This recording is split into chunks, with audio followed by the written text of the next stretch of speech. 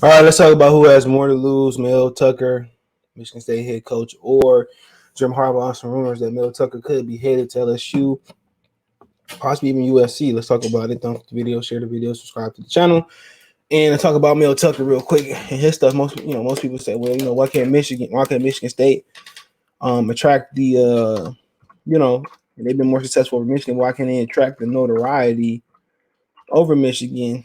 And one of the reasons why is because Michigan State isn't a dream job, and they don't have the budget that Michigan got. You look at their stadium; there's nothing compared to the Big House, night, day, in the middle, however it may be. But there's rumors going on that, and I haven't heard them kill these rumors neither. That he could just be passing through to Michigan State real quick. I put the wrong thing up. My bad, y'all. Wrong thing. Wrong tab.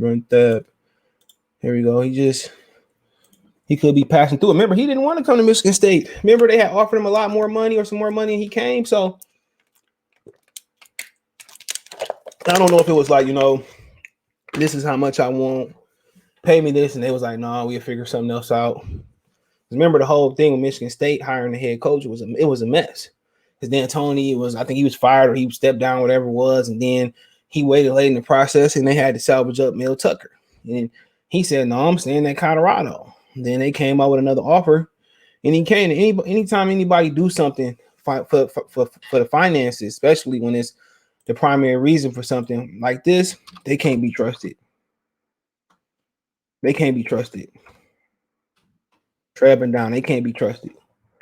He's probably going to leave, and I hope he wouldn't. I'm not a Michigan State fan, but I hope he wouldn't. You know what I'm saying? So they said, 3 reasons why Michigan State fixed Mel Tucker better than LSU. So they're already talking about going to LSU. You know what I'm saying? There's rumors of USC. He's from Cleveland. He did go to Michigan State, but he didn't do his alma mater no favors. Like, I take a discount or this is my dream job. I'm staying here. You see, could be going to USC.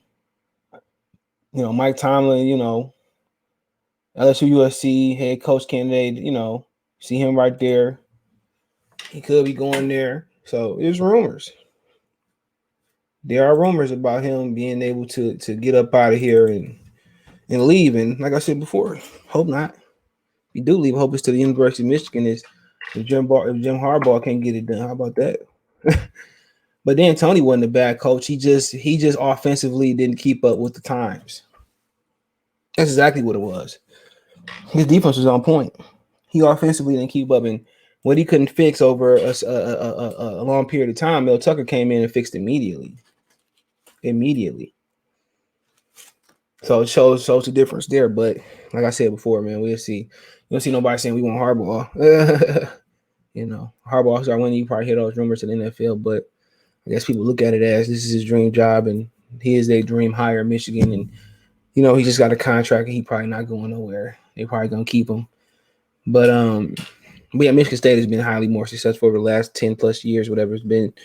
In Michigan, when I was growing up, Michigan, used to dominate. They would Michigan State win here and there, but it's just a school that people pass through. Like what's my man's in Alabama, Nick Saban just passed through, and that's because they don't have the budget.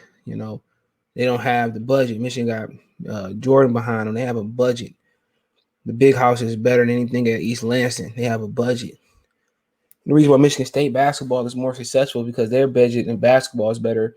It's bigger than Michigan State's budget in basketball. Imagine Michigan State took the budget. Michigan took the budget of the football team and put it in the basketball team. They probably win every championship every year. Now Juwan, they probably stepped it up for Juwan, but like I said before, the football budget is tremendous. It makes a lot of money.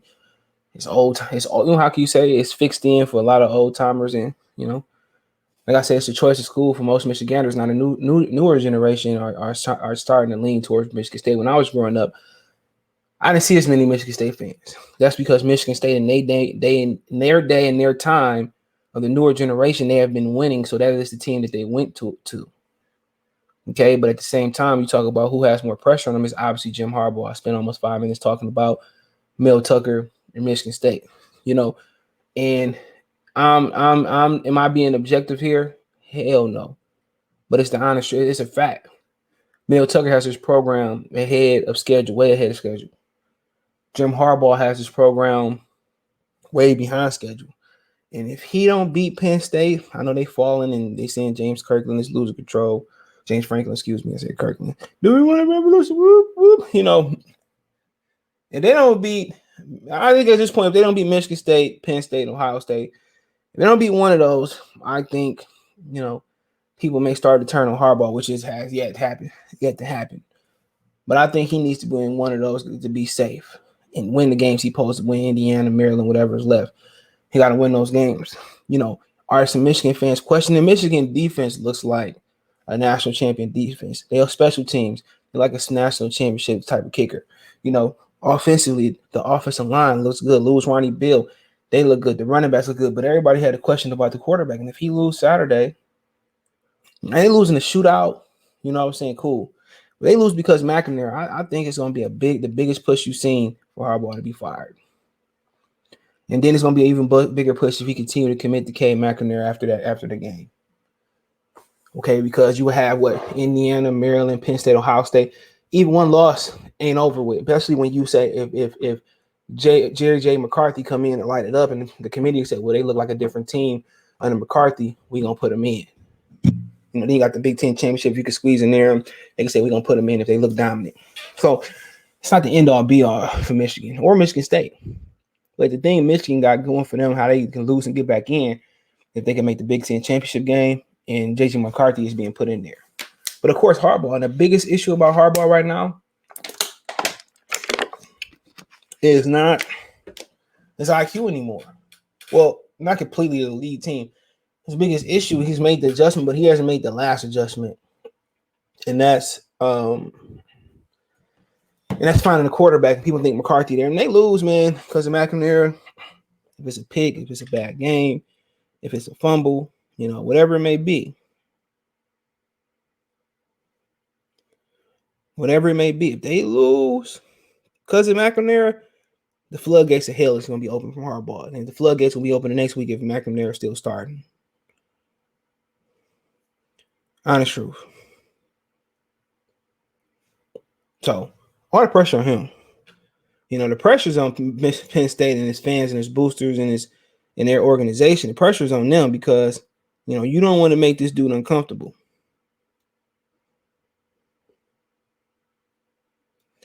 You don't want to make this dude uncomfortable. You want him to be happy. You want him to feel comfortable and want to stay. You know, LSU, you know, they just won a national championship. They have issues finding quarterbacks. It seemed like he could fix the quarterback position. Going out to USC is beautiful. Even though USC is smack dead in the hood, Southern California. If it's ripping up, giving them more money, they must do what needs to be done to retain him. And if they don't, you know, we gonna move on. He gonna move on.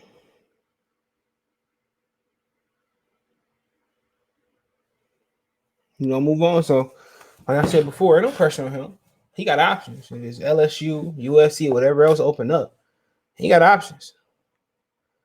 You know, if this was his alma mater, we wouldn't hear it about them. And this is his forever school, or he wanted to be a lifer, you want to hear shit else.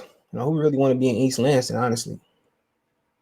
Out of all places in the world, East Lansing, Lansing in general, you know, it's just the capital, but I can be in Southern California. I can have some. I don't really want to go to Louisiana, right? No offense to Louisiana. Whew. I was gonna go to college in Baton Rouge as well too. Where he going? I think it's in Baton Rouge Southern. I'm all right. There's a lot of crazy women in Louisiana.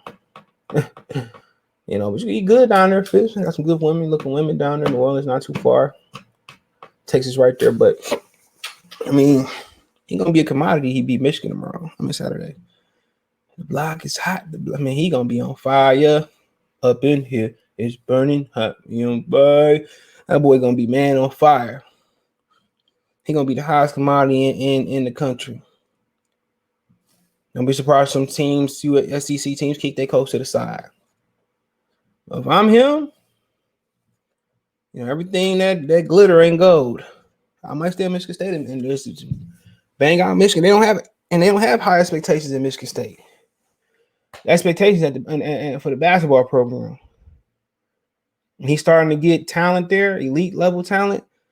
You know, if he can get the talent Michigan have, shit, Michigan State might win the Big Ten every year. You know, I was just in Columbus, man. They got a hood right next door. If I take a turn, I'm like, shit, I'm in the hood. Like, I'm back in Detroit. So what Columbus got to offer, Michigan State and Michigan got to offer, other than Michigan, it's what the online stuff. They can go to school class online. Come on, man, I might want to be in the South. Ohio is the South. If you don't believe me, a Republican state, right? Other than the Rose, they the South. They're a Republican state and they got Waffle House. Michigan got Waffle House, not to my knowledge. It's Chicago, no. They the South. But to somebody else, everything outside of major cities in the Midwest is the South.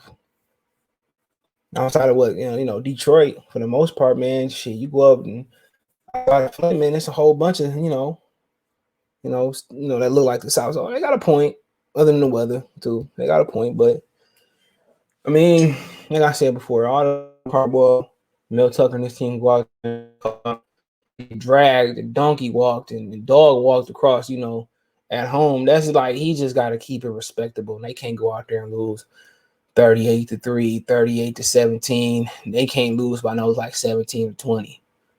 Okay, they can't go out there and just get destroyed like that. But if you want to look at the money line real quick, let's look at the money line. Look at the money line. FanDuel is what I use. I like the interface, and even for like fantasy sports, which I think I'm done playing. I'll never win. I'm straight. Some crazy winners on. I made a mistake. Hold on. Oh, you know I didn't. No, we didn't. So I'll teach you how to bet real quick. This is the line, right? This is the money line, as you see. So reading the line, Michigan